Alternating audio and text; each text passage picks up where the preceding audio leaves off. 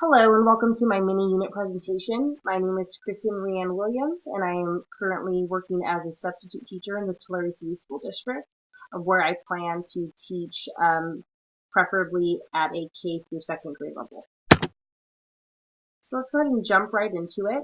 My mini unit lesson focuses on units of measurement. The grade level is second and the theme is that students learn how to measure and compare objects. The time length to complete this unit would be roughly between 2 to 3 weeks, depending on the pace of your students. So in my first lesson, we looked at how to measure the length of objects with inches. Students were introduced to a ruler and basic vocabulary at the beginning of this lesson. We focused on practicing with our rulers and our inches, and also looking at non-standard units of measurement to kind of bridge the gap between standard and non-standard. And then students were given independent time to practice these concepts. We also read a book to familiarize ourselves with vocabulary, and then finally created a poster that was displayed to be used to display in the classroom, where students had to label and show examples of common items that are 1 inch in length. And the objective was for students to be able to measure the length of objects in inches. In our second lesson, we looked at choosing the appropriate measuring tool to identify the length. These were the standards that we were looking at, mainly just identifying the appropriate tool to use. And we were focusing on rulers, yardsticks, and measuring tapes in this lesson. Students in this lesson were introduced to a tape measure and basic vocabulary, again through reading a book as a class. And then we looked at the difference between a yardstick, tape measure, and what we had previously looked at was a ruler. And then we practiced measuring using these tools as a class, thought about which tool was the most appropriate one to use, and then students were given independent times to explore items in a basket and choose the correct tool and record those in a math journal. They also had to write an explanation about the relationship between the item's length and the tool that they used. In our third lesson, we looked at comparing the difference in our lengths. These were the standards that were addressed, mainly measuring the length of an object twice and using the lengths of units of different lengths for the two measurements, and describe how those two measurements relate to the size of the unit chosen.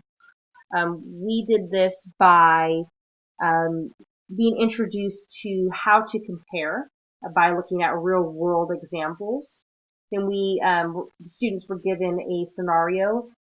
They were asked to decide how long of bookshelves that I needed to build for our textbooks. They did this by measuring and comparing the width of two different size textbooks and deciding which length I should use for the bookshelves as a group, and then present their findings as a class, to the class, excuse me. Oops. And then in our lesson 4, we were looking at estimating measurements. These were the standards that we looked at, and students achieved these standards by solving a mystery scenario. The mystery was given to them as if we needed to buy tablets for all of second grade, how would we figure out how many tablets to purchase? And that just kind of got them thinking about how to estimate. And then after getting familiar with estimating, we practiced estimating lengths. And students were then given the difficult project of trying to measure items that they were given within 2 inches or 5 centimeters without using a ruler. So they really had to strategize and figure out a different way, and then share these in their math journal along with their strategies. So when creating my lesson and looking at backwards mapping, I looked at two guiding questions. The first one, what do I want my students to be able to do at the end of the unit? And what I decided was I wanted them to be able to compare the difference and make estimations. So that was my end point that I used to guide me. And then the second question I used was, how will each lesson prepare my students for future lessons? So I started after creating my lessons using the first lesson. And then I built slowly on each standard and each skill until I reached my end goal of students estimating and finding the difference. And these were a couple models that I thought were helpful in the process. This model of instruction to engage, explore, explain, extend, and evaluate. This is roughly the model we used to create our lesson plans that was given to us by the instructor. And this is just kind of breaks it down a little differently. I thought it might be useful. And begin with the end in mind. So when we are looking at backwards mapping, that's another way of explaining backwards mapping, because the term backwards mapping sounds a little like, oh, well, what exactly does that mean? Well, it means to begin with the end in mind.